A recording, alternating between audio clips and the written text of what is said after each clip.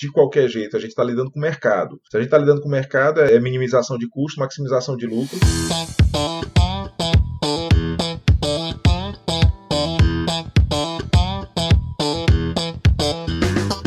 Fala galera, aqui professor Enson Portela falando, e no episódio de hoje do Aprenda Engenharia nós vamos bater um super papo sobre arquitetura. Isso mesmo, o papo de hoje é sobre projetos arquitetônicos e a relação que existe entre nós engenheiros e a turma da arquitetura. Você sabe como esse tipo de projeto é desenvolvido? Quais premissas? Quais critérios? Como é feita a definição dos tamanhos dos apartamentos? E a posição? E como eu defino a fachada? O que se tem de tendências na arquitetura? Todas as questões foram tratadas e debatidas no episódio de hoje. Então fica comigo até o final, que eu te prometo que vai valer a pena.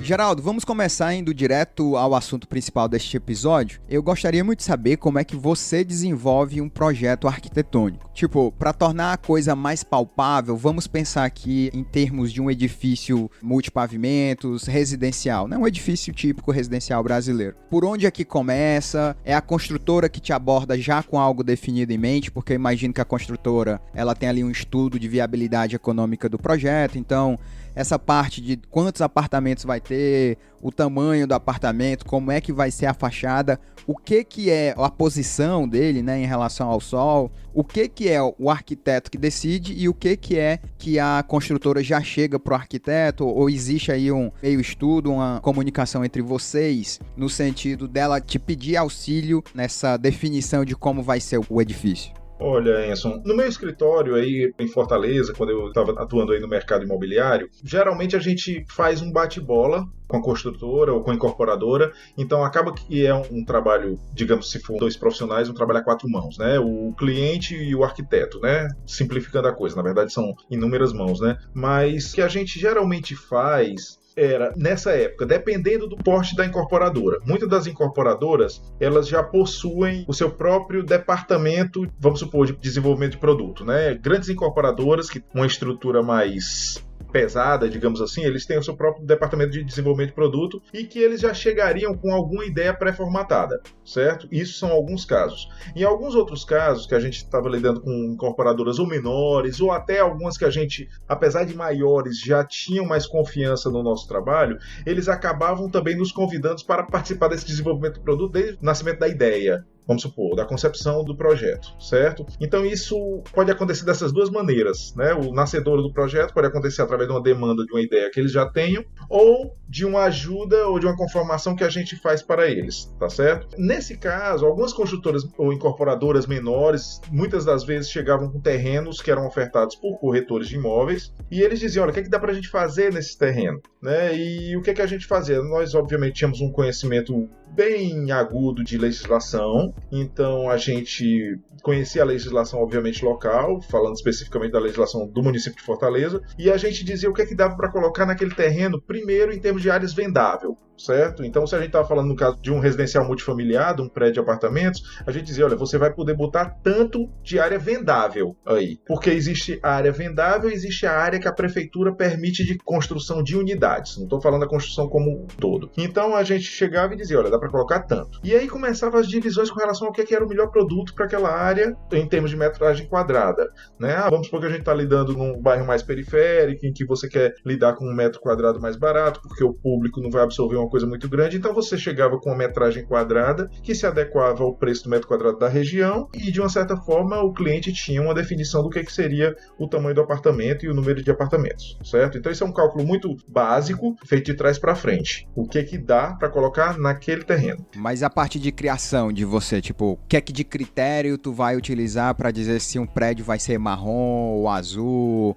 se a área que vai ter de lazer, o que vai ter. Eu tô interessado, assim, em saber. Sim. Como é que você tem um processo criativo para definir aspectos que, digamos assim, nem são tão técnicos, né? Tipo, como Verdade. Eu falei, a cor, esse tipo de coisa. Olha, falando especificamente da forma, a maioria das vezes o que a gente fazia era um estudo volumétrico, ou seja, a gente faz a massa do edifício, tá certo? Mais uma vez, ele é adequado de qualquer jeito, a gente está lidando com o mercado. Se a gente está lidando com o mercado, é minimização de custo, maximização de lucro, então a maioria das vezes a gente não poderia esticar muito a corda, então a gente gente teria que fazer uma coisa às vezes mais simples, estamos falando de um prédio caixote, muitas vezes a gente poderia ter um pouco mais de liberdade para fazer coisas mais orgânicas ou viagens maiores com relação à questão estética. Então, na verdade, assim, essa parte da definição, ela vinha muito em função, obviamente, mais uma vez, da demanda do cliente, em que ponto que a gente queria chegar, e a gente fazia um estudo de massa. O estudo de massa, o que é? Realmente é você ver o objeto, o projeto do prédio como uma escultura, obviamente, e você desenhar essa escultura, e assim você aplicar uma palheta de cores ou de materiais para dar o efeito que você quer. A grosso modo, se eu estou fazendo um prédio comercial, eu posso lidar com mais vidro, de repente eu posso lidar com mais aço. Se eu estou fazendo um prédio residencial, de repente eu posso me valer de outros elementos, como, por exemplo, tijolinho ou uma textura, certo? Para dar uma coisa mais de aconchego ou de transmitir essa linguagem do casa, aquela coisa da casa e a coisa do prédio comercial. Então, essas palhetas de materiais e cores, Enzo, a gente acaba desenvolvendo muito ao longo do próprio desenvolvimento do projeto. Também, você está entendendo? Saquei. Beleza. Acho que ficou claro. Eu vou pedir que você fale aí um pouco da sua biografia para as pessoas te conhecerem, aí a gente criar uma certa empatia com os nossos ouvintes. O que do ponto de vista, você até já adiantou algumas coisas, mas o que do ponto de vista profissional você já fez, onde você se formou, em que você atua e o que você está fazendo atualmente? Perfeito. Na verdade, eu sou cearense, né, Enson? Minha faculdade foi feita aí, meu curso de arquitetura e urbanismo foi feito na Universidade Federal do Ceará, então era o único curso de arquitetura que existia no Ceará inteiro, né, quando eu entrei na universidade, em 87. Me formei em 93 e naquela época eu já caí direto praticamente no que a gente chama do mercado mesmo. Então eu fui trabalhar num grande escritório de arquitetura, o maior escritório de arquitetura do Ceará e sempre uma referência na Seriça. Trabalhei lá por 5 anos. Após esses 5 anos eu comecei a ensinar, lecionar na própria Universidade Federal, como professor substituto, e ao mesmo tempo que fazendo alguns trabalhos para construtoras, né? Sempre atuei como freelancer, então dentro desse tempo, desse período de 10 anos, eu sempre atuei como freelancer também, fazendo meus próprios projetos, geralmente de casas. Eu já ia dizer, sempre de edificações, né? Você não atuou, por exemplo, no urbanismo mesmo da cidade? Urbanismo nunca. Nunca atuei como urbanismo. Tenho a formação como urbanista, mas nunca atuei, então não posso nem me dizer urbanista porque nunca atuei no urbanismo. Mas trabalhava com residências, trabalhei também com interiores, é uma maneira da gente entrar no mercado quando a gente se forma. É muito difícil que alguém vai te dar até a confiança de te passar uma casa logo de cara, mas é interessante isso, para você ver, 3 casas que eu fiz me vieram de um projeto que eu fiz de um móvel de TV, para você ver como uma coisa louca, né? Você nunca pode subestimar o tamanho de um projeto que te é dado, né? Então eu pintou muita coisa boa a partir de um móvel de televisão, a coisa mais louca do mundo, né? Então eu atuei lecionando por um tempo e depois eu caí no mercado das construtoras. Trabalhei em 2 construtoras, na Porto Freire, que atuava no mercado num segmento mais popular na época, e depois trabalhei na Reata, construtora Reata, que era exatamente, lidava, na verdade, mais com o setor de Aldeota e Meireles e pegava um público mais elevado como clientela, né? E em 2007, o mercado estava muito aquecido, apesar da crise que estourou logo após, né, de 2007 e 2008. Mas aí, desculpa eu te interromper, só por curiosidade. Quando você está dentro, por exemplo, da Reata, dessas construtoras, no caso, tu é um funcionário dela para fazer a arquitetura do prédio ou para acompanhar projeto? Como é que ficava isso? Isso é interessante. Nas 2 construtoras eu tive funções diferentes, mas fazia o acompanhamento do projeto em todas as 2. Na Porto Freire, eu fui trabalhar como coordenador de desenvolvimento de produto. Então eu era, na verdade, o único arquiteto dentro da construtora e eu trabalhava com a contratação do escritório terceirizado de arquitetura para formatar o projeto. Então eu acompanhava,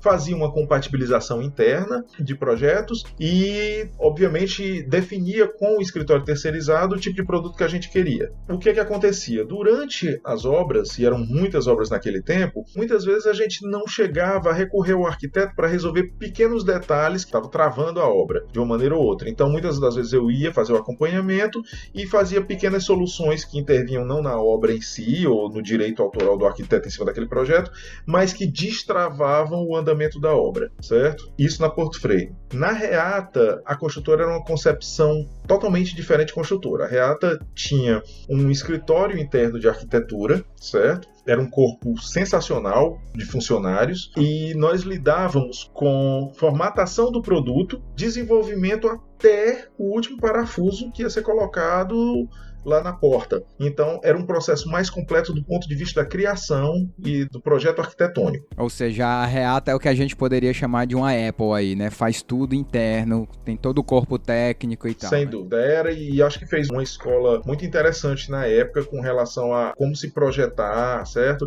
Foram os primeiros prédios que trouxeram essa coisa do paisagista para dentro, certo? De colocar obras de arte nos prédios. Então, assim, a Reata foi pioneira em muita coisa interessante. Eu já cheguei depois que tudo estava formatado, mas aprendi muito lá dentro dessa maneira. Beleza. E o que é que você está aprontando atualmente? Eu sei que você mora no Canadá, mas fala um pouco mais aí pra gente dos teus últimos anos de trabalho. Antes de chegar aqui, na verdade, entre a Reata e Via Canadá, em 2007 nós saímos como egressos da Reata. Eu e o meu sócio, então, o Fabian Salles, e o Sulier Farias e o Eduardo Castro, que trabalhávamos os 4 na Reata juntos, éramos 2 arquitetos e 2 técnicos.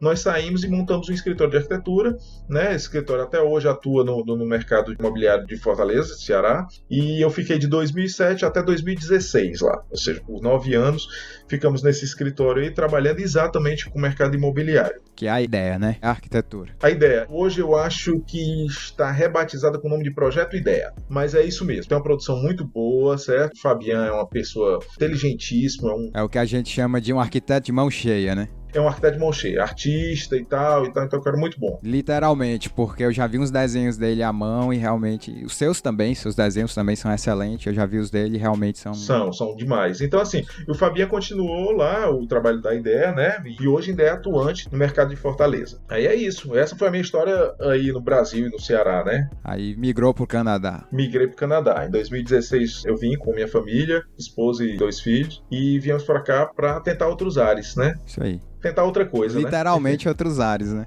Ah, são outros ares mesmo. Ares mais frios, mas são. Beleza, cara. A gente tem um mito, Geraldo, eu não sei se a palavra certa seria colocar isso como um mito, mas talvez uma ideia aí popular entre nós engenheiros é que arquitetos são meios que os nossos arqui-inimigos, né? Quando o assunto é obra, quando o assunto é projeto. Eu sei que ao longo do desenvolvimento de um projeto, você tem que naturalmente se relacionar com engenheiros, né? Seja o engenheiro da obra, seja eventualmente o engenheiro da construtora que está te contratando, seja um engenheiro projetista que está lá calculando elementos estruturais para deixar a tua arquitetura de pé. De forma geral, para você ao longo da sua carreira, isso foi relativamente tranquilo? Você já teve aí algum incidente, algum atrito alguma vez com o engenheiro? Descreve aí pra gente um pouco de como essa relação acontece. Olha, isso, assim, na minha experiência mesmo, pessoal, profissional, certo? Eu particularmente, eu passei a conviver desde muito cedo. Ainda na faculdade, eu estava no meu 3º semestre quando eu comecei a trabalhar com um corpo muito grande de engenheiros. Meu primeiro estágio mesmo na área de arquitetura foi, quando eu estava no meu 3º semestre, eu entrei para o Banco do Brasil, para o departamento de patrimônio imobiliário deles, departamento de arquitetura e engenharia. E foi riquíssimo que eu tive lá, porque eram departamentos multidisciplinares, 3 grandes departamentos. Eu trabalhava das obras maiores, eu era estagiário mesmo de desenho, e eu trabalhava com 2 arquitetos e trabalhava esses 3 departamentos, essas 3 células, cada um tinha o seu engenheiro eletricista, tinha o seu engenheiro mecânico, o seu engenheiro civil, tinha mais um engenheiro civil de fiscalização, um engenheiro civil de acompanhamento de obra. Era um negócio sensacional. Então, assim, desde muito cedo eu tive contato com os engenheiros como parceiros mesmo de equipes multidisciplinares. Então, realmente eu acredito que seja, hoje principalmente, eu acho um mito, realmente, então eu nunca tive sujeito a isso. Realmente, assim, existia uma rixa, mas obviamente uma rixa muito amigável entre os arquitetos e os engenheiros. Eu acho que é até mais brincadeira, isso. Né? É até mais brincadeira do que com real. Com certeza, eu me lembro, mas isso realmente acontecia muito. Eu achava engraçadíssimo, mas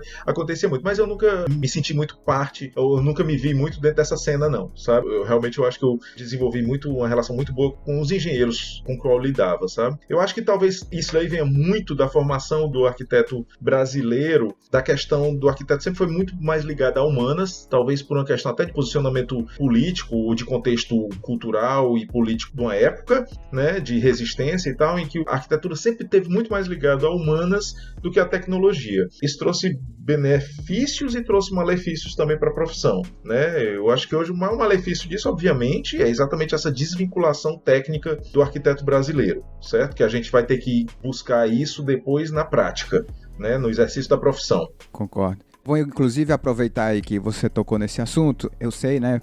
E é uma curiosidade que eu tenho. Eu sei que você mora aí no Canadá.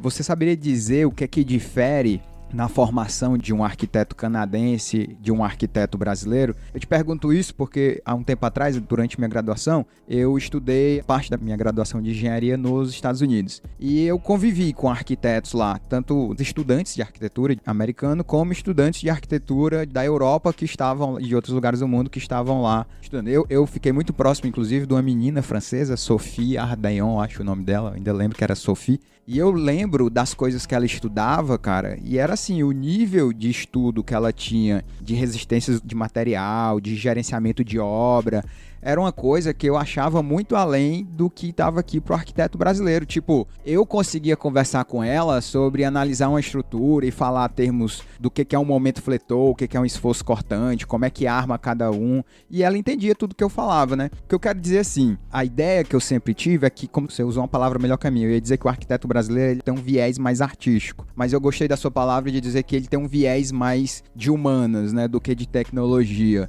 Você acha que tem essa diferença mesmo? Como é que é aí? Como é que você acha que deveria ser aqui no Brasil? O que é que você pensa sobre isso? Não, eu acho sim. Eu acho que isso aí é claro, certo? Na verdade, assim, eu já sentia isso, até como eu já lhe disse, eu já sentia até isso, Enson, até dentro do próprio mercado. Aí, tá? Porque, veja bem, a base do currículo brasileiro de arquitetura, ela é uma base antiga, certo? Ela, se não me engano, eu posso estar falando besteira, se tiver algum colega arquiteto assistindo, talvez ele até possa criticar isso de uma maneira melhor, mas, se não me engano, a nossa base curricular, ela quase remonta aos anos 50, certo? Da Escola Paulista de Artes e Design, que era baseado num tripé de arquitetura, urbanismo e design.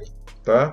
Isso por si só faz com que o currículo, a estrutura curricular básica de uma universidade brasileira, e a gente está falando no princípio nas federais, ela se baseia nesse tripé: arquitetura, urbanismo e design. Então a gente, dentro de um só currículo, e a gente está falando agora quantitativamente, como você vai dividir esse currículo, você já tinha que de uma certa forma dividir esse currículo por, vamos supor, 2.3, porque design seria um peso 0.3 aí na história, certo? Mas os outros seriam peso 1. Então você tinha que dividir e você ter duas sequências de arquitetura e urbanismo ao mesmo tempo. Então você já tem um profissional que está meio aí não muito definido com relação ao que vai seguir, certo? Num segundo momento, dentro do próprio currículo, tanto do arquiteto quanto do urbanista ali, eles começam a inserir, como eu te digo mais uma vez, talvez dentro até de um contexto histórico de resistência, começam a inserir muitas disciplinas que seriam de base de humanas. Então você tem introdução à sociologia, sociologia urbana, até mesmo estatística, certo? Que não é humanas, mas de qualquer jeito difere um pouco da questão do aprendizado técnico, do arquiteto por si, mas aí você tem a introdução à economia, então você começa a ter um monte de outras disciplinas que, óbvio, te dão história, então você tem um currículo forte de história, que é interessante, mas é bem pesado, tá certo? Durante todo o curso isso, tá? Então, incrível como é uma formação completamente diferente da nossa. Totalmente. Que a gente não vê nada disso. E se você me perguntar o que a gente tinha relacionado à engenharia, nós tínhamos resistência dos materiais 1, resistência dos materiais e sistemas estruturais, 2. Técnicas de materiais de construção, 1. E tínhamos saneamento, que chamavam, que na verdade eram instalações hidrossanitárias, 4. Eu diria que ao todo, eu posso estar pecando porque eu já faz muito tempo que eu fiz, mas eu diria que nós tínhamos 5 ou 6 disciplinas, certo? De pouquíssimos créditos relacionadas à engenharia mesmo. Então, cara, é impossível você dizer que o arquiteto brasileiro, que vem nessa base curricular daquele tempo, já pode ter mudado totalmente, porque eu já estou longe, muito longe da academia, mas que aquela base, naquele momento, não vai fazer com que o arquiteto não seja um arquiteto mais teórico, certo? Ou até mesmo, eu diria, sem viés negativo, mas mais intelectual do que técnico. No caso dos Estados Unidos, eu vou falar aqui na América do Norte, porque no Canadá é bem semelhante, as associações de classes, fosse o nosso IAB, fosse o nosso CREAS, o CAL, né, que é o dos arquitetos e urbanismo no Brasil, eles precedem a academia. Então, assim, esses órgãos, eles existiram muito antes da formação dos cursos superiores aqui no Canadá e nos Estados Unidos. Na hora que isso acontece, primeiro existe uma desvinculação do currículo com relação à prática profissional, de uma certa forma, certo? Tanto que as pessoas, ao se formar aqui, elas não podem ter por garantido que elas vão poder atuar no mercado. Elas depois vão ter que pedir a bênção dos conselhos, fazendo provões, se submetendo a bancas e fazendo estágios probatórios. Nos Estados Unidos tem o PE, né? Certo. Você tem que fazer uma provinha para ter o direito, é como se fosse uma OAB, assim, digamos. Exato. Você tem que fazer uma provinha para poder ter o direito de atuar. Sem diferença aqui. A mesma coisa para urbanismo urbanismo, e assim, ainda tem isso, tá? Aquilo que a gente, voltando ao início da conversa, que a gente falava do arquiteto e do urbanista e do designer gráfico, isso aqui sempre foi totalmente em paralelo.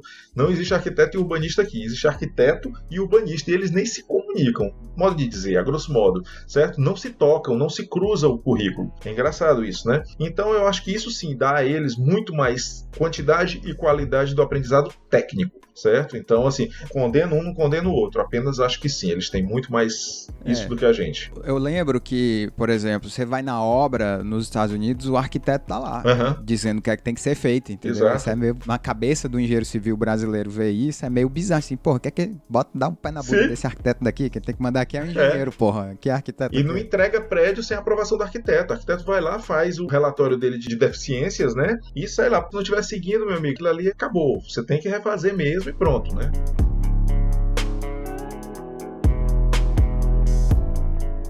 Hello, Neil. Who are you? I am the architect. I created the Matrix. I've been waiting for you.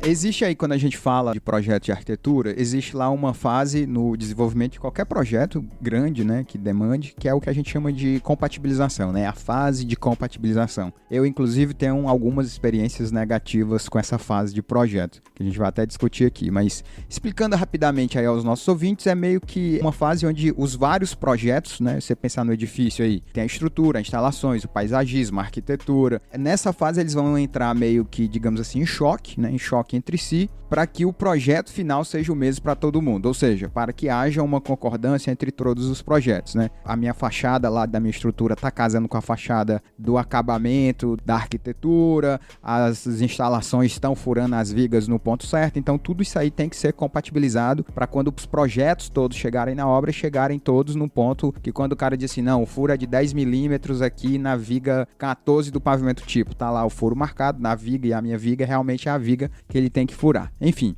o ouvinte precisa saber que muitas vezes os projetos diferem da arquitetura por uma outra necessidade, né? Por exemplo, às vezes você precisa ter um pilar mais robusto em um certo ponto que ele meio que come ali a boneca da porta. Às vezes você bota um pilar que ele está entrando no quarto e o arquiteto são coisas que normalmente incomodam o cara que criou a arquitetura, né? Na sua experiência, o que é que você apontaria pra gente como os principais motivadores de atrasos no desenvolvimento dessa fase? Em outras palavras, que tipo de problema é o que você nomearia como sendo o mais comum, ou melhor dizendo, o mais difícil de resolver nessa fase de compatibilização, principalmente aqui pegando estruturas e arquitetura? Olha, Enson, a nossa maior dificuldade no começo, remontando aqui 2007, quando a gente começou o nosso próprio escritório, e até 2 anos ou 3 anos antes, quando eu trabalhava nas construtoras que eu te falei, né? Mas vamos falar aqui de 2006, vai lá, estamos falando aqui de 14 anos atrás, né? Naquele tempo ali, a gente tinha que fazer a compatibilização de uma forma muito visual, certo? Em que todas essas interferências, elas dependiam bastante do olho humano, bastante da sua percepção e principalmente da sua capacidade de raciocínio tridimensional. Se você não tivesse um raciocínio espacial lógico que te fizesse casar a passagem de um tubo com uma viga que está acolá e com alguma coisa que está por trás, se você não tivesse essa visão quase de super-homem, sabe, de montar tudo na sua cabeça e desenvolver aquela interferência, provavelmente você teria um déficit no produto final compatibilizado. Eu me lembro então, agora isso é interessante, eu me lembro na faculdade, poxa, 1993 eu me formei, então eu me lembro que por volta de 1992 eu estava lendo uma revista de informática e eu estava vendo o processo da Embraer de compatibilização. Eles desenvolveram, dentro do próprio sistema CAD/CAM deles lá dentro, eles desenvolveram um detector de interferência de tubulações dentro dos aviões deles. E isso na época, enquanto, por exemplo, a Bombardier, que sempre foi a principal concorrente, desenvolvia um modelo deles até o teste, a fase de teste em 2 anos, a Embraer passou a diminuir esse processo para 6 meses. por causa da possibilidade de usar um programa para detectar interferências. Compatibilização através de computador, né? Em 2006 ainda eu tive contato com uma pessoa de São Paulo que fazia rotinas AutoLisp para AutoCAD para detectar exatamente interferências de tubulações em alvenarias e vigas, etc, certo? Porque eles usavam lá a alvenaria já de bloco de cimento sem furação, né? Eles jogavam os tubos por dentro dos blocos de concreto, né? Então também já era uma maneira, já existia uma tendência a se automatizar as coisas através do processo do computador para evitar a falha do olho humano, né? Porque aí a partir da hora que você está usando o olho e o seu próprio raciocínio para detectar aquele problema, poxa, a condição de falha é muito grande. Então, se você me perguntar qual é o maior problema com relação a isso, antes de qualquer coisa, sem dúvida nenhuma, é o poder de processamento do seu cérebro com relação àquilo que você está compatibilizando. O melhor compatibilizador vai ser aquele que tem mais poder de raciocínio e de se adiantar os problemas do que vai acontecer quando ele montar aqueles 3, 4, 10 projetos um em cima do outro, né? Então é você ter layers de projeto e você sai colocando um em cima do outro, tá certo? Isso, obviamente, você sabe que está acabando, não é que está acabando, mas está ficando muito melhor com as ferramentas atuais que a gente tem de modelagem e desenho. Mas até então isso eu acho que é o grande problema da compatibilização, tá? E quanto mais complexo vai ficando a edificação, maior o seu problema vai virando. Então, se a gente for partir desde uma casa pequenininha até a complexidade de um hospital ou de um aeroporto, isso aí vai te trazer, né, níveis de dificuldade inúmeros, né, ou infinitos, eu diria, sabe? Absurdo. Eu tive uma experiência muito negativa, por sinal, um hotel que a gente fez lá em Maceió, um hotel gigantesco, um hotel todo horizontal. Ele tinha quase 200 metros de extensão, pra você ter uma ideia. E eu acho que era de 8 andares. E o prédio era tão grande que, se eu não me engano, ele tinha 6 juntas. Eram, na verdade, 6 prédios, um colados no outro, né? Caramba. Cara, o projeto em si, Geraldo, ele não era difícil de ser feito. O projeto, salvo engano, todo em concreto armado. Tinha ali umas mãos francesas. Tinha uma parte da varanda que era toda em madeira. A gente não fazia madeira, a gente fazia concreto armado e protegido. Mas os caras travaram na compatibilização desse hotel. Era um hotel resort, assim, uma coisa realmente bem imponente. Tá bem exatamente na orla lá de uma cidade lá em Alagoas. O cara desceu do hotel, assim, deu 10 passos, ele tá no mar já. E esse hotel ficou no escritório, eu acho que 1 ano e meio só na fase de compatibilização. Ou seja, chegou no ponto que não saía, que era o vai e volta, não andava. E chegou no ponto que ele se tornou um projeto que a gente estava pagando para trabalhar nele. Sim, porque passou tanto tempo e foi tanto trabalho, tantas horas invertidas, que a gente fez lá uma conta de quantas horas investiu nesse prédio. Por mais que a gente tenha cobrado um valor até considerável, mesmo assim, a trabalheira que deu essa fase de compatibilização não passou. Até que chegou um momento que eles contrataram um outro escritório lá só para gerenciar compatibilização. Faz sentido. O escritório era de compatibilização. Então ele reuniu todo mundo lá e disse assim, ó, nós vamos resolver essa bagaça, estrutura faz isso, arquitetura faz aquilo, e aí os caras botaram mão na massa. Eu sei que em 2, 3 meses o projeto foi feito. Acho que até em menos. Mas é o que eu acho o grande gargalo da construção de quem trabalha com projeto, é a fase de compatibilização. A experiência que eu tenho nas coisas que eu já fiz na minha vida é que, se você tem uma boa gerência nessa fase, tudo, o workflow fica muito melhor, né? Tudo fica muito mais fácil de ser gerenciado. O que me remete à minha próxima pergunta aqui para você, que eu penso que é um assunto que a gente não poderia ignorar neste episódio, que é o BIM. Nós até temos um episódio somente sobre BIM, que a gente gravou lá com o Lucas Bicalho. Você que gosta aí do BIM, você ouvinte, vai lá ver os primeiros episódios, se eu não me engano, acho que é o episódio 8. Enfim, mas eu gostaria de ouvir a tua opinião sobre isso, sobre tudo. Se você sabe como é que tá o uso do BIM aí pelo Canadá, imagino que o pessoal daí já esteja usando isso. Enquanto que aqui é moda, isso aí talvez já tenha ficado até rotineiro, né? O BIM tá, eu diria pra você que explodiu aí aqui nos últimos 3, 4 anos, talvez.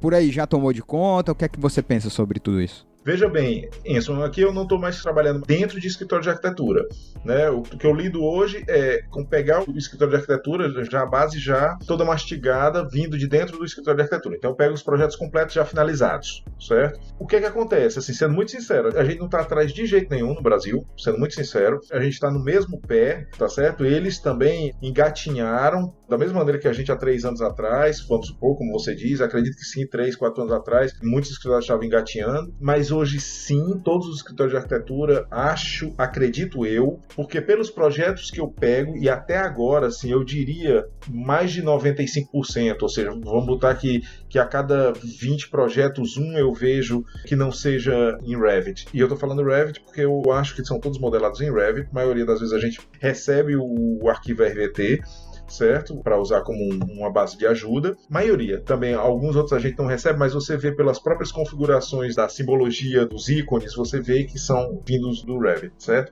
Ainda não vi nenhum projeto que fosse desenvolvido em ArchiCAD, que estou falando aqui Revit e ArchiCAD, existem outras ferramentas, obviamente, de modelagem BIM, mas eu estou falando com relação principalmente aos que dominam o mercado na arquitetura. Então, aqui eu vejo realmente um domínio da Autodesk através do Revit, e sim, eles estão usando muito como ferramenta de modelagem, certo? Como eu já estou distante do mercado de construção, no sentido do planejamento de construção, eu não sei o quão eles engatiam no BIM com relação a usar como ferramenta de programação, planejamento, controle e orçamento. Tá certo? Então isso eu não saberia te dizer. Mas como ferramenta de modelagem dentro dos escritórios de arquitetura, sim, está totalmente dominado.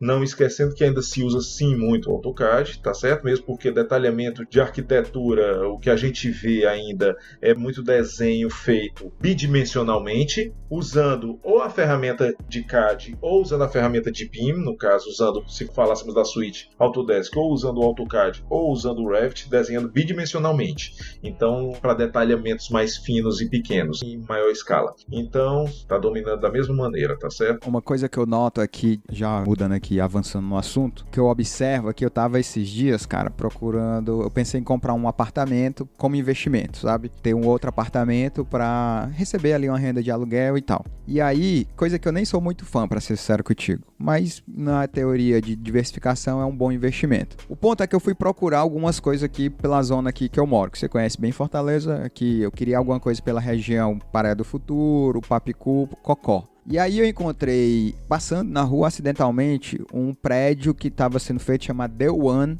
da construtora Milênio, construtora conhecida daqui, que atua aqui em Fortaleza e em Brasília também. E esse The One, entendo eu, né, pela leitura que eu faço, é o que eles estão chamando agora de apartamento Smart. Inclusive a própria J. Simões, também outra construtora grande daqui, já lançou o J Smart, que consiste no quê? Apartamentos bem pequenos, vou dizer que a gente meio que vive uma miniaturização dos apartamentos, né? Porque você tá falando aí de apartamento de 35 metros quadrados, 37 metros quadrados, é algo bem pequeno, bem em contraposição do que era feito ano passado, né? Eu já morei aqui num prédio antigão aqui de Fortaleza chamado Barlavento, ali na Avenida Santos Dumont, que o apartamento tinha 147 metros quadrados, né? Era absurdamente grande, o que é quase que inviável hoje em termos de classe média. Mas enfim, você tem aí essa tendência que eu acho, tô chamando de tendência, é achismo meu, mas eu realmente vejo em muitos estados. São Paulo também tem muito isso, de você lançar apartamentos pequenos, inclusive parte da cozinha, de lavanderia, o que dentro do apartamento tá virando algo de área comum. Em algum deles, inclusive, o próprio apartamento nem tem cozinha, é um espaço comum em alguns andares do prédio, e aí você quer lá fazer sua comida, você vai lá, come, volta pro seu apartamento e tal. Eu faço toda essa introdução aí para ver o que é que você me diria, que o que é que você enxerga de mudança nas edificações, de como a gente projeta, o que é que você apontaria aí que você acredita vai virar tendência. Você acha que, por exemplo, essa coisa de casa inteligente, toda automatizada pega? A gente vai viver isso de ter realmente apartamentos cada vez menores? Como é que você vê isso? Isso, antes de qualquer coisa, isso aí é uma tendência normal em qualquer metrópole, não diria em todas as cidades, mas em qualquer metrópole do mundo é uma tendência natural você ter unidades realmente muito pequenas, pelo valor que chegou o preço de terreno, né, e até valor de construção também. Então, obviamente que essa miniaturização, como você está falando... É uma palavra difícil de dizer. Mas realmente ela começa a acontecer na hora em que está difícil você repassar um preço ao cliente que ele não consegue mais atingir, né? Então, sim, eu acho que essa tendência, antes de qualquer coisa, foi uma tendência natural pela questão do tamanho da prestação que o cara vai ter que pagar no final. Então, isso era uma tendência natural.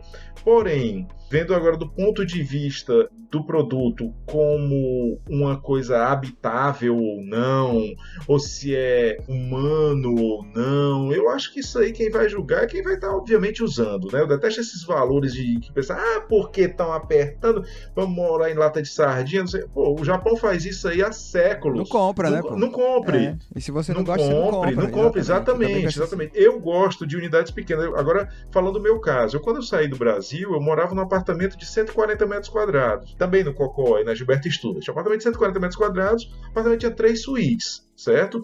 Ou seja, eram 3 quartos e um estarífico que podia ser reversível para uma quarta suíte. Mas bem, eram 3 suítes. Então morava eu e minha esposa num quarto, com o nosso banheiro, minha filha no quarto dela, com banheiro, meu filho no outro quarto, com outro banheiro, tinha um lavabo, tinha ainda a dependência de serviço, que era para o caso se você tivesse uma empregada que fosse dormir ou uma empregada que fosse passar o dia para poder descansar e ter o próprio banheiro e tal. Ou seja, a gente está falando de um apartamento de 140 metros quadrados com 5 banheiros. É um negócio realmente assim, em termos de programa, é um negócio potente, né? Quando a gente se muda aqui para o Canadá, quando a gente vem para o Canadá, a dificuldade de você encontrar apartamento, não estou falando de casa, porque eu queria morar em apartamento, continuar morando em apartamento. A dificuldade de você encontrar apartamento de 3 quartos aqui é louca. Você pode encontrar unidades pequenas de 90 metros quadrados com 2 quartos, você pode encontrar de 140 metros quadrados com 2 quartos.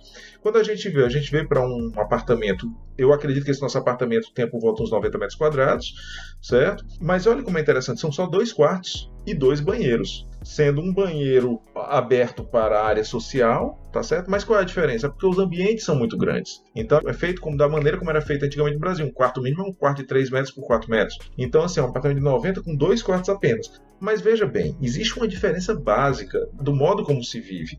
Aqui não existe empregado doméstico. Aqui você faz sua faxina, você lava seu banheiro. Então, as coisas têm que ser, obviamente, miniaturizadas para você poder fazer a sua própria casa, entendeu? Eu imagino que aí no teu prédio as máquinas de lavar ficam todas lá embaixo para todo mundo. São, a lavanderia comum. É o padrão, né? Mas nos prédios mais novos todos já tem, porque é um equipamento muito barato, então muitos vezes já tem uma lavanderiazinha dentro do próprio apartamento mesmo, que você tem lá. Às vezes não é nem o custo da lavanderia, da máquina. Não, verdade. É o espaço, né? O problema é o espaço. Mas hoje as máquinas são interessantes, porque você já tem lavadora secadora, que é praticamente um armáriozinho. Então os caras fazem um armáriozinho dentro que você abre e tá lá ela dentro. Mas assim, a questão da vida prática, ela te leva a isso também. Então, assim, no Brasil, começa-se com um fator, obviamente, econômico, ou financeiro, ou de mercado, mas começa a passar por uma questão de cultura mesmo, né? A cultura de você ter um empregado doméstico como se tinha antigamente, isso aí tá ficando cada vez mais raro, né? E principalmente para a classe média, né? Então, assim, eu acho que sim, é uma tendência mesmo. Eu acho que é uma tendência que vem para ficar por conta do que você pode comprar, mas também, principalmente, do seu meio de vida, como o seu meio de vida vai se transformando, né? Então, eu acho que é uma pedida legal. E outra também, antigamente a meta de todo mundo era casar, ter filhos e tal. Não, hoje você tem uma população solteira grande, população de gente que se separa, né? Então as famílias hoje são muito mais dinâmicas, com formação de família muito mais dinâmica do que o que era há X anos atrás, né? Então... E outra coisa que eu adicionaria aí ao seu belo raciocínio é que hoje em dia, eu pego, por exemplo, lá na minha família, né? O meu pai, ele assumiu o primeiro emprego aos 21 anos e trabalhou religiosamente no mesmo emprego até os 70 e poucos anos. Verdade. Eu tenho a metade da idade do meu pai e eu já tive, acho que uns 12 empregos diferentes. Quando eu vejo a vida do meu pai, eu digo, pai, como é que tu passou a vida inteira trabalhando na mesma coisa? O que era relativamente comum, né? Demais. Essa geração, a minha geração, a sua geração também já pegou isso. Você viu aí na sua apresentação que você trabalhou aqui de cabeça pelo menos em uns 10 lugares diferentes. E isso tá cada vez mais comum, o dinamismo disso, né? De onde você mora. Eu morava no interior do Ceará, vim pra Fortaleza, fui pra São Paulo, morei em Lincoln, morei em Nova Jersey, enfim. Esse dinamismo que o mundo possibilitou faz com que você não tenha aquele apego de querer comprar uma casa. A minha mãe, na minha idade, a cabeça dela é tenho que comprar uma casa, tenho que ter minha casa. Isso era o padrão de sucesso do brasileiro, era como se avalia sucesso. Você tem 30 e poucos anos, tá casado e tem sua casa, você teve sucesso. Hoje em dia não tem nada a ver mais isso, né? Pô, eu quero lá ter casa, eu quero viajar o mundo, conhecer gente. Aí lá na frente eu decido se eu me caso e tenho filho ou não. Com certeza. Esses valores mudaram, a avaliação que eu faço aqui mudaram radicalmente. Eu te falo isso porque eu tenho alunos de 20 e pouquinhos anos na engenharia civil e outro status que mudou, que a gente até discute, que a gente tem um episódio sobre urbanismo. É o primeiro episódio nosso aqui, que é com o pessoal da Certare. E a gente fala exatamente dessa questão do carro. Na minha época de 16, 17 anos, o negócio era ter um carro. Exato. Eu tinha que ter um carro para impressionar a mulherada e tal. Cara, meus alunos estão nem aí pra carro. Carro para um aluno meu, ele é estritamente um negócio de necessidade básica. Você vê como é geracional. Eu quero me locomover. É isso mesmo. Não é status, é locomoção, só isso. E muitos deles já pensam assim, não, o que eu quero ter carro? Eu prefiro pegar um Uber, que é muito mais prático pra mim. Eu não quero carro. Exato. Mas tem um aluno que não tem carteira de motorista, cara, pra você ter uma ideia. É isso mesmo. É inviável na minha idade. É isso mesmo. Mas eu acho que é geracional. É como você disse, você tá falando dos seus pais aí. Realmente o lema da geração dos nossos pais era quem casa quer casa. Isso é básico. Virou clichê, né? Quem casa quer casa. Então você casava, é básico. Casava, você tinha que comprar sua casa. Então você, além de ter que casar, você tinha que comprar sua casa. A nossa geração já se desvincula da questão da casa, mas já era uma geração que gostava da história do carro. Realmente. Essa nova geração, e isso é engraçado porque aqui é a mesma coisa. Eu tinha colegas aqui no curso técnico que eu fiz aqui no Canadá, eu tinha colegas aqui da faixa dos 20, o desejo do pessoal, não, no carro. Era um negócio da bicicleta. O cara quer viajar, quer viver, ter experiência e tal. E a gente começa a mudar mesmo os nossos raciocínios. Hoje eu já tô aqui, adquiri há muito tempo o raciocínio sem casa, que eu tenho ainda meu apartamento aí, mas na verdade não me interessa mais comprar, não é mais minha vida.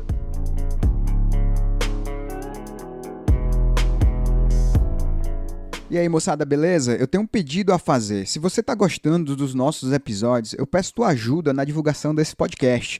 Mostra lá pros teus amigos engenheiros, engenheiras e estudantes de engenharia. Manda lá um link do nosso podcast nos grupos de WhatsApp que você tem. Marca a gente nas tuas postagens sobre o nosso podcast. Dá uma força, significaria muito pra mim. Valeu!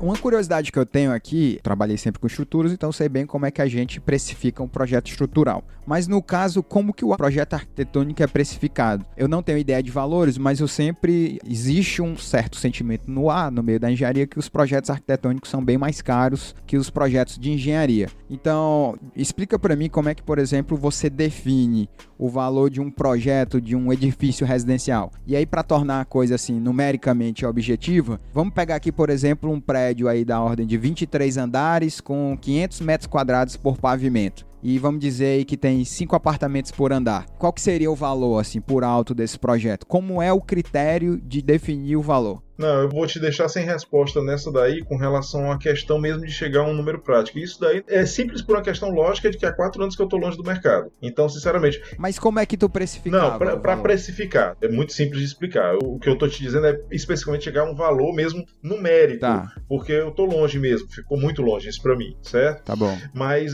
como é que a gente sempre precificou, certo? Vamos supor que eu tô falando de um terreno único, um prédio único, tá? No mercado imobiliário, né? Então, você tinha 2 maneiras de você precificar isso. Em cima da questão preço. Ou você precifica com uma porcentagem em cima do valor bruto, tá certo? Ou você precifica em cima do valor vendável. As coisas vão estar mais ou menos similares, certo? Ou, no caso, como a gente precificava aí, era realmente pelo metro quadrado. Né? Então você pegava o metro quadrado final de área bruta, a gente fazia uma planilha inicial, então assim, muito fácil, a gente tinha uns índices históricos de metragem quadrada de uma determinada tipologia, vamos supor, pegando seu exemplo, 23 pavimentos, apartamentos de 200 metros quadrados, cada um vai ter, por exemplo, 4 vagas de garagem e tal. A gente tinha índices históricos que me diziam que aquele prédio teria no final tantos metros quadrados para garagem, tantos metros quadrados para área comum, e no final a gente tinha uma planilha, a gente tinha esplanilhado de qual seria a quantidade final de metros quadrados para aquele prédio, bruto. Em cima daquilo ali a gente aplicava um preço por metro quadrado, certo? Tu tem lembrança da ordem de quanto que era? Não sei te dizer. Não sei mesmo. Eu estaria pecando aqui por estar falando uma coisa errada, certo? Mas, a grosso modo, vamos supor, eu diria assim, do que eu me lembro, 7, 8 anos atrás, eu diria assim, grosso modo mesmo, tá? Um prédio de 23 pavimentos num terreno relativamente pequeno, vamos supor, de 2 apartamentos de 120 metros, 140 metros quadrados por andar, vamos supor, naquela época, um prédio de 23, eu diria que era alguma coisa por volta de 100 mil, arredondando a conta. 100 mil reais. Naquela época. Era o valor que eu iria estimar também. Mais de inflação, não sei como é que tá depois de inflação, não sei como é que tá o preço do metro quadrado. Então, tudo isso é muito eu acho que não mudou muito. Eu acho que, apesar de que veio a inflação, veio a crise também. Então, a leitura que eu faço é meio que empatou, entendeu? Rapaz, eu acho que a gente trabalha com os mesmos preços, sinceramente. Rapaz, quer dizer que eu fiz bem vir pro Canadá? Eu acho que você fez bem, porque eu digo assim, Geraldo, ó, a estrutura, na verdade, foi cair um pouco, porque eu lembro que a gente cobrava 5, 6 reais o metro quadrado, 4,50 às vezes, lá em 2014. Nós estamos em 2020 cobrando basicamente os mesmos valores por metro quadrado, mas é o que eu te falo, é efeito crise, teve inflação e tem efeito crise, então meio que impacta. Olha, agora eu posso dar a minha alfinetada aqui, né? Eu acho que o efeito crise, eu acho que o efeito crise, às vezes, ele é retórico, sabe? Porque, veja bem, efeito crise não fez o metro quadrado baixar, tá certo? Pelo contrário, o metro quadrado sempre se valorizou. O metro quadrado do apartamento na venda, né? Vendável. Isso, da isso venda, eu concordo. Da venda. Concordo. Então, assim, sendo muito sincero, eu acho que isso aí é retórico. Tá se usando de um argumento para se justificar uma segurada. Eu entendo o que você quer dizer, mas o problema, eu acho que é retórico do ponto de vista de quem tá contratando. Eu acredito nisso. É isso que quer dizer, exatamente. É isso que eu quero dizer. Mas o problema, Geraldo, é que é o seguinte, o cara vem cotar comigo, aí eu digo que o meu preço é R$7 o metro quadrado. E aí ele vai cotar com outro cara, o preço do outro cara é R$5 o metro quadrado, ele vai ficar com cara de 5 metros quadrados, porque o argumento dele é esse. Eu concordo com você, não deixa de ser retórico. Agora, você sabe de onde vem isso aí? Aí você já deve ter feito algum programa com relação a isso aí, mas você pode ver também. Isso aí eu acho que tem muito a ver da falta de tino administrativo do técnico, tá? Os escritórios de arquitetura e de engenharia, sem falta, eles prescindem de um administrador ou de um bom gerente administrativo financeiro que precifique a hora trabalhada dentro desse escritório. Então a gente usa o sentimento e vai no sentimento, e o vizinho, que é teu concorrente, vai no sentimento e fica nessa brincadeira. E ninguém nunca para pensar, para saber quantas horas se gasta, quanto se custa, qual é o custo realmente do escritório. Então eu estou te dizendo isso porque até quando eu saí do meu escritório em 2016, eu passei 9 anos trabalhando, tateando aqui, tá certo? Eu te digo, hoje eu tenho uma noção de gerenciamento de projeto, não estou falando do gerenciamento do projeto técnico, estou falando do gerenciamento do projeto, a montagem do custo de um projeto totalmente diferente do que eu tinha então. Então hoje eu sei, cara, quanto a gente peca por... O cara que está cobrando 5, ele não está precificando, ele não sabe, tá certo? Tem a maneira como ele está pagando o software dele, ou se ele está pagando ou se ele não está pagando. Tanta coisa envolvida por trás que é difícil você dizer se o 7, o 5 ou o 9 são justos ou se estão te pagando ou não, entendeu? Então... Eu concordo contigo. Eu acho que, de forma geral, os escritórios de engenharia, não conheço de arquitetura, mas os de engenharia, porque eu tenho um passe livre com amigos que têm escritórios de instalações, eu tenho com gente de gerenciamento, enfim, eu converso com muito dessa galera. E o que você vê realmente é que a administração do escritório, ela é amadora. Porque normalmente o que é que você tem? Você tem os engenheiros que são bons, né? Por exemplo, o nosso escritório, a gente tinha bons engenheiros calculistas, mas a verdade é que ninguém sabia administrar porra nenhuma, ninguém sabia fazer administração financeira. A gente até tinha um pouco lá, mas, por exemplo, a gente não tinha um sistema de vendas, de prospecção de clientes, de marketing, da administração de recursos humanos. A nossa forma, por exemplo, de contratação era sentar, pedir indicação de alguém e contratar direto. Não estou dizendo que isso é o certo ou errado, eu estou dizendo que isso vai ter um custo, né? Vai ter uma cobrança lá na frente. Por exemplo, no nosso caso, chegou um ponto do nosso escritório, a gente às vezes tinha uns certos problemas, alguns poucos problemas com falta de informação, de segurança em relação a algumas coisas, que acabava induzindo a gente a tomar decisões que a gente nem tinha total segurança se aquilo realmente estava dando lucro, estava dando prejuízo. Tipo, a gente não tem, de forma geral, os escritórios pecam muito, tanto na parte de, eu acho, né, na parte de venda, quanto na parte de administração, seja ela administração mesmo dentro da empresa, seja ela a parte de administração financeira. E eu acho que isso cria um certo, como você falou, um achismo, uma coisa retórica de não, todo mundo tá fazendo R$5 o metro quadrado é porque dá certo, é porque dá lucro. É instintivo, né? Exatamente. Instintivo, acaba sendo instintivo e menos profissionalizado. Eu acho também. Geraldo, aqui caminhando pro final do nosso episódio, o que é que você recomendaria aí de conteúdo pra gente aqui da engenharia que está, nossos ouvintes aí, né, que tá acompanhando o nosso episódio, que gostaria de entender um pouco mais do mundo da arquitetura? Algo mais prático, algum livro, um site, um canal que você recomendaria, alguma coisa nesse sentido? Olha, Enson, eu acho assim, a literatura de arquitetura é uma literatura assim, mas eu acho que ela dificulta o acesso ao contato com a obra em si, certo? Eu acho que a melhor literatura de arquitetura, na minha opinião, Maria, amigos que ouçam isso me crucificariam, mas eu acho que a melhor leitura de arquitetura é a leitura de figurinha, sendo muito sincero. Então eu acho que você ter contato com a arquitetura através do desenho, da linguagem do desenho e da foto, sempre para mim foi o melhor. Então eu prefiro livros de álbuns de arquitetura do que propriamente literatura mesmo, tá certo? A literatura escrita. Então isso pra mim é uma coisa que eu jamais recomendaria por não ter até um referencial bom, tá certo? Eu acho assim que hoje em dia você tem excelentes materiais na internet que você pode recorrer. Eu sigo muitos canais mesmo em Instagram relacionados a design e arquitetura, tá certo? Mas, por exemplo, tem um que eu sempre tô lendo nele, porque ele apresenta os projetos de uma maneira maravilhosa e ele é global, é o Arc Daily. Eu conheço. ARCH. Esse é um blog, na verdade. É excelente, excelente. Isso.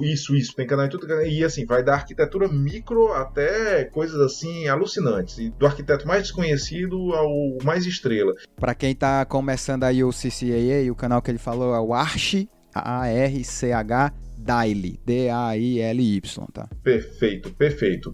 E, inclusive, tem a tradução brasileira e tal, né? Tem a tradução para o português, então você pode ler dentro do português e tal. Então, eu acho esse canal maravilhoso. E a outra dica, isso é muito básico, né? Isso é engraçado, isso veio muito com essa história dos últimos meses, por conta da questão da pandemia mesmo, é o acesso a inúmeras lives que você está tendo hoje em dia. A própria Universidade Federal do Ceará, eu tenho visto, tem um amigo meu, um grande amigo que ensina lá, e vira e mexe ele tá postando dicas de lives que eles estão fazendo, poxa, de estado a estado, do Brasil inteiro.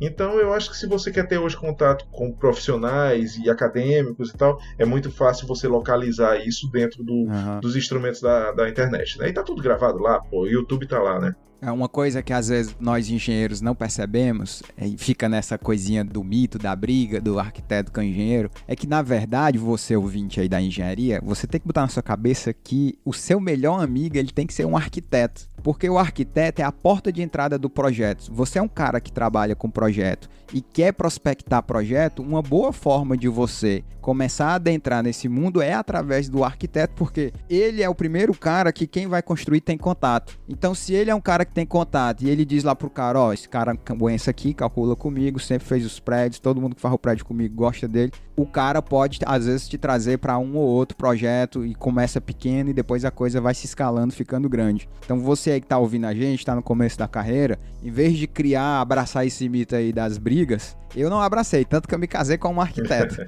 Você tem que se aliar com essa galera, é assim que eu penso. Ô Geraldo, aqui finalizando o nosso episódio, primeiro te agradecer seu tempo para estar aqui falando comigo. Eu sempre peço aqui no final do episódio que o nosso convidado, ele indique um livro, agora um livro não técnico, um livro mesmo de leitura, algo que mexeu com a sua vida. Eu lembro que você me indicou um livro, eu ainda não terminei de ler esse livro acho que Deus é um Delírio, uma coisa assim Deus um Delírio, do Richard Hawkins, acho que é Richard Hawkins, uma coisa assim. Mas diz aí pra gente um livro que mexeu contigo e um filme também, sempre peço meus convidados um livro e um filme pra deixar pra gente. Legal. Olha, um livro muito bom, assim, eu vou deixar 2. Um livro que eu acho muito legal, mas muitos dos seus ouvintes com certeza já leram, é Sapiens. Esse virou... O Homo Sapiens, né? Eu acho que ele... do Yuval Harari. É muito bom, esse é legal, é um compêndio histórico muito, muito bacana sobre como estamos aqui. Mas um livro que eu acho também muito show, eu gosto muito de livro de história, se chama Jerusalém, Uma Cidade, Três Religiões, de Karen Armstrong. É interessante porque, na verdade, é uma leitura por uma ex-freira, ela é uma ex-freira, que ela mostra a história das 3 maiores religiões monoteístas mundiais, né? Judaísmo, cristianismo e islamismo, através da divisão de uma cidade e dos vários ciclos dessa cidade. Esse livro é excelente. Né, dá uma visão multicultural assim, sensacional, cara, na nossa vida, né? Porque a base das guerras hoje, a gente pensa muito que as bases das guerras são as bases das guerras religiosas, né? Mas muita coisa tá por trás disso. Então isso é interessantíssimo, tá? E o filme? Filme, eu tenho assistido tanta coisa, cara, que é difícil. Mas eu vou deixar um aqui que me marcou ultimamente, que eu assisti há pouco tempo, que na verdade é uma minissérie, eu acho que são 3 capítulos, se não me engano, que é o When They See Us. When They See Us é uma série que fala sobre um episódio que aconteceu na Nova York dos anos 80, no Central Park. Foi um crime que alguns garotos adolescentes negros foram presos e tal, e gerou toda uma comoção. Esse é excelente, sabe? Então, recomendo esse aí extremamente. Muito bom. Legal. Obrigado. Então, é isso. Para encerrar o nosso episódio, eu gostaria de lembrar os nossos ouvintes que nós temos uma comunidade lá no Telegram. Então, se você é aí da engenharia, entra lá, faz parte da nossa comunidade. A gente diariamente está discutindo os assuntos que a gente aborda aqui em cada episódio. Mais uma vez, muito obrigado aí, Geraldo, pela sua participação nesse episódio. Eu adorei o nosso bate-papo, achei bem enriquecedor, adorei mesmo. Acho que desde que eu te conheço lá atrás, quando os nossos escritórios eram vizinhos e a gente fazia muito projeto lá da BSPA e da Mage juntos, a gente desenvolveu uma amizade. Uma coisa que eu sempre tive por você foi admirar a sua inteligência, que eu sempre achei você um cara muito inteligente. Eu acho que você ainda detém o recorde de o aluno mais jovem lá da UFC. Eu acho que esse recorde ainda é teu. Acho que você entrou, você foi até pro jornal lá, eu fui resgatar isso. Caramba, você era bem novinho, magrelo lá, entrando, fazendo faculdade. Tu lembra quantos anos tu tinha, não? Acho que tu entrou bem com 15, né? Eu passei no vestibular com 15, mas meu primeiro semestre já foi cursado com 16. Tá certo, tava porque o aniversário tava velho, em fevereiro. Já tinha envelhecido, tava bem velho já, era quase avô. Cara, que comédia, tu sabia disso? Ah, meu Deus. Cara, muito obrigado aí pelo seu tempo, viu? Eu que agradeço, viu? Eu fico muito feliz de ter batido um papo com você, viu? Tava tão distante desses assuntos que você ter trazido tudo isso aí à tona foi muito bacana, viu? Obrigado mesmo, Enzo. Valeu, cara.